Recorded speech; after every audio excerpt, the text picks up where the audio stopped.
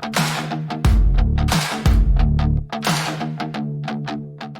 want the truth! You can't handle the truth!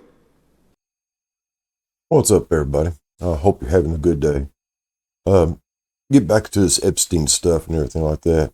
Oh, before we do that, I want to bring y'all's attention to, I don't know if you watch it or not, the Chinese Spring Year celebration with the robots, the Kung Fu robots, and the drone show that they put on.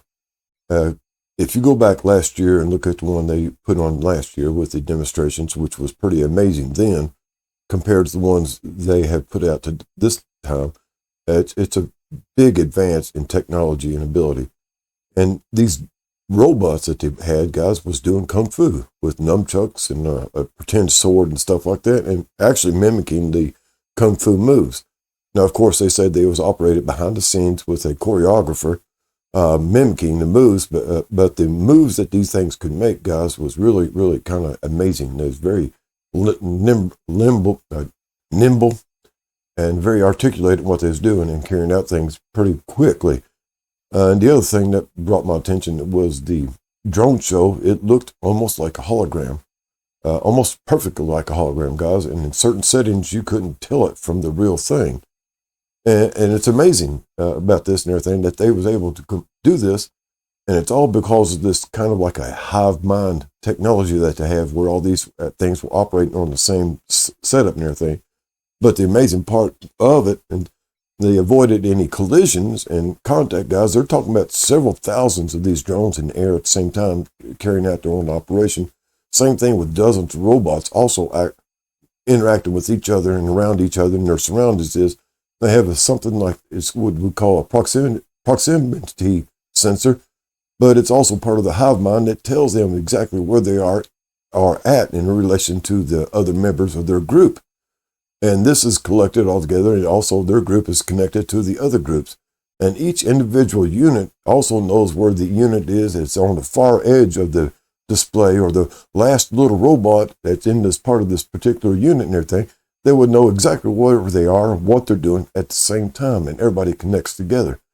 And guys, that's kind of scary, that each one of these robots can carry out its own autonomous actions while being aware of what the others are doing and adapting itself to what the others are doing, while also still carrying out its parameters, its mission.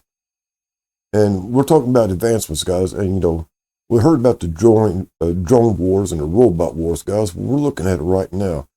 And one other thing about this is what they're showing us. And we all know that they don't tell us what they have. They just show us what they want us to know. And just remember that what they show us is at least 50 years behind what they actually have. So it's just kind of startling, guys. And we're talking about going to war with China, guys, right now. And if they can mass produce these robots with this hive mind knowledge of each other and what each other is doing, it's kind of frightening, guys, to be honest with you. It's a little bit on the scary side of what this can do.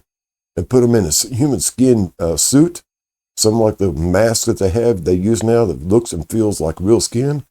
Well, guys, they could be coming to your door and ordering you to come down to the reclamation center, and you wouldn't know the difference. Anyway, that's a side note. Anyway, back to this Epstein stuff.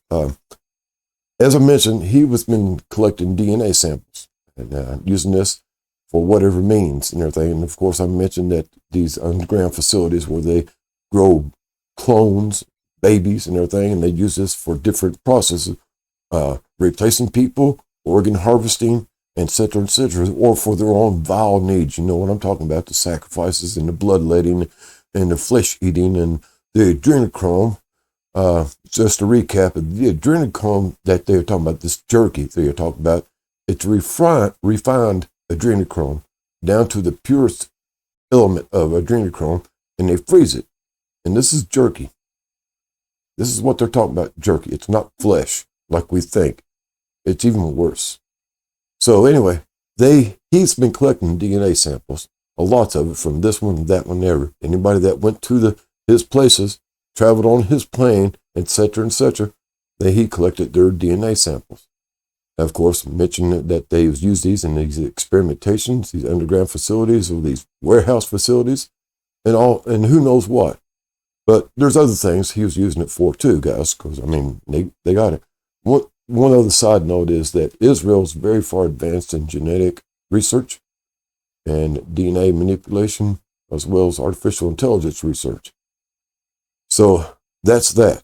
Okay, now, a few years back, they said they found the tomb of Gilgamesh. And that's kind of startling, guys, because they talked about then, shortly after that, they talked about finding a way to reanimate Gilgamesh. The other thing of note before that, though, they found this black coffin, this solid black granite coffin with no writing, no insignias or anything, but it was sealed, and they didn't open it. They announced a little bit of word about it, but all of a sudden it was hushed up. But it was taken for where it was found, and I don't remember where it was, but it's near the same area. And they took it off in a helicopter, and it's never been seen since. Remember, a few years back, they found giants in Afghanistan.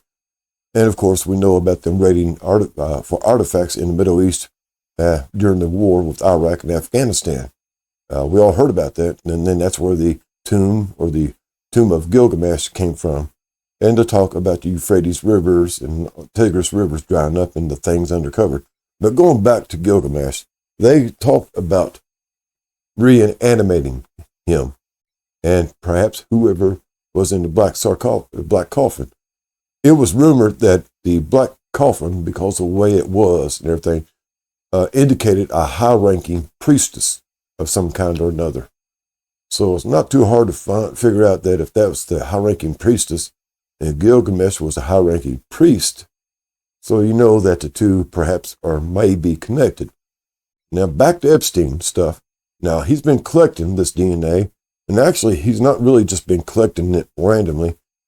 It's actually doing a genetic search for certain bloodlines, certain genetic codes that to be used for something else.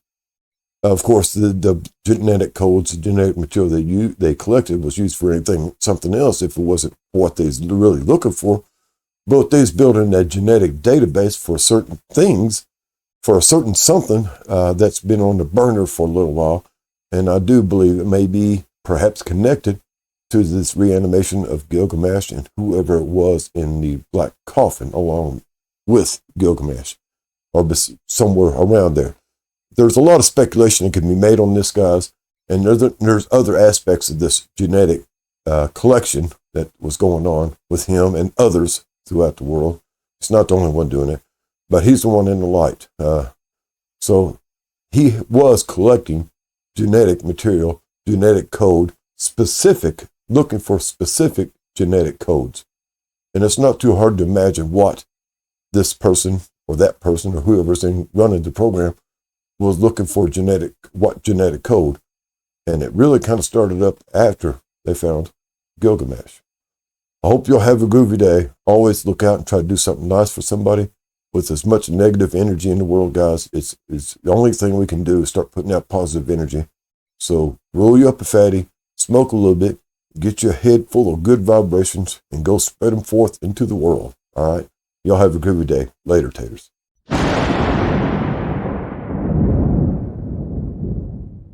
Attention passengers, we've now reached our destination.